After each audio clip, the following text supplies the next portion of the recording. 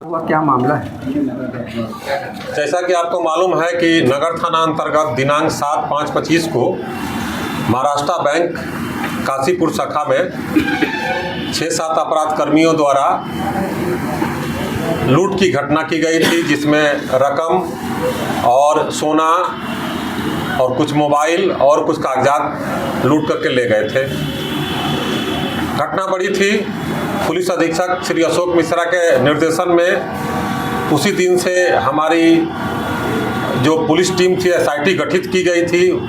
और एसआईटी लगातार काम कर रही थी। उस एसआईटी में इस जिला के सफल थानाध्यक्ष एवं डीआईयू टीम तथा इस कांड के उद्भेदन के लिए एसटीएफ बिहार सहयोग भी सक्रिय रूप से कार्यरत थी। घटना के बाद जो अपराधियों जो घटनास्थल पर पहुंचे थे और सीसीटीवी फुटेज, आने जाने वाले रूट का वेरिफिकेशन के आधार पर और मानवीय सूचना और तकनीकी सूचना को संग्रह किया जा रहा था। इसी क्रम में घटनास्थल पर एक सूचना मिली कि एक पल्सर मोटरसाइकिल दिनांक 7 तारीख को भी बैंक के पास देखी गई थी और दिनांक 6 तारीख को भी देखी गई थी। उस सूचना का जब सत्यापन किया गया तो सत्यापन के क्रम में मालूम चला कि उस गाड़ी का प्रयोग चकमहेसी बेलसंडी के एक रणधीर कुमार उर्फ बबलू कर रहे थे और उनकी पहचान भी सीसीटीवी में आई हुई थी। उसके आधार पर हम लोग पुलिस उस उद्भेदन के बारे में जब सक्रिय हुए तो मालूम चला कि वो एक पुराना बैंक रोबर हैं और कई उन पर आपराधिक मुकदमे हैं, तो उनकी गिरफ्तारी का प्रयास किया जा रहा था। इसी क्रम में थानाध्यक्ष नगर को एक सूचना मिली कि वो मोटरसाइकिल से अपने घटना में प्रयुक्त मोटरसाइकिल से वो नगर थाना की तरफ आ रहा है, तो तत्काल इनके द्वारा उस व्यक्ति को पीछा किया गया और उसको गिरफ्तार किया गया। गिरफ्तारी के पश्चात उनके पास पिस्तौल, गोली और घटना में प्रयुक्त मोबाइल वगैरह बरामद हुई और वे चूँकि पेशेवर अपराध कर्मी थे, पूर्व का आपराधिक इतिहास रहा है उनका, कई बैंकों को इस जिला के लूटे हैं और उन्होंने इस घटना के बारे में बताया, साथ ही बताया कि आज दलसिंह सराय में एक ज्वेलर्स दुकान की लूट होने वाली है और हमारे गिरोह जो हैं वह एक जगह पर एकत्रित हुए हैं। थानाध्यक्ष नगर के द्वारा तत्काल मुसरी गराई थानाध्यक्ष को सूचना दी गई कि वहां पर एक जगह पर कुछ अपराध कर्मी जुटे हुए हैं। तुरंत डीआईयू और थानाध्यक्ष सराय रंजन, थानाध्यक्ष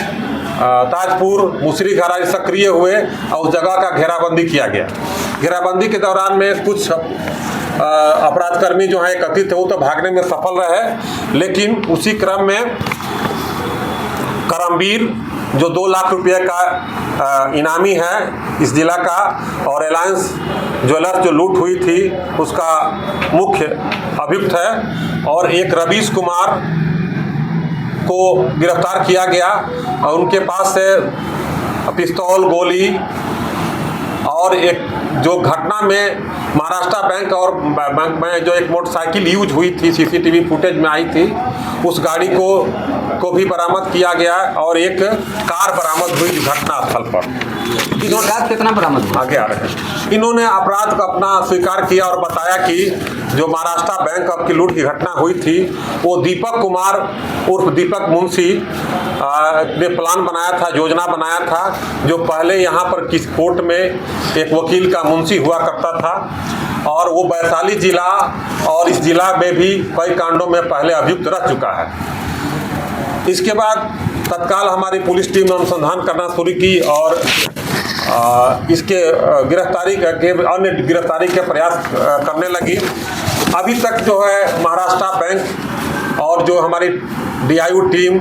और जो हमारी टीम और एसटीएफ के दोनों ज्वाइंट टीम के आधार पर इस कांड का जो उद्भेदन हुआ है उसमें सोना अभी तक 958 ग्राम जब्त हुआ है, नगद 19,200 रुपया, पिस्तौल 3 को बरामद हुआ है, जिंदा गोली 8 को है, नारंगी रंग का मोटरसाइकिल जो घटना में प्रयुक्त हुई बरामद हुई है, एक पल्सर मोटरसाइकिल जो घटना में प्रयुक्त हुई बरामद हुई है, काला रंग का जो हुंडई कार जो उस दिन घटना के दिन महाराष्ट्र बैंक के वो एक गंगापुर के पास एक गाड़ी को रखा गया था कि अगर इन लोगों को मदद करना होगा या सोना रखना होगा तो उसी गाड़ी में रखा जाएगा इन लोग के द्वारा, तो वो भी गाड़ी बरामद हुई है। इस प्रकार और इन सभी का एक बहुत लंबा चौड़ा आपराधिक इतिहास रहा है। यह गिरोह करमबीर और रवीश, यह गिरोह केवल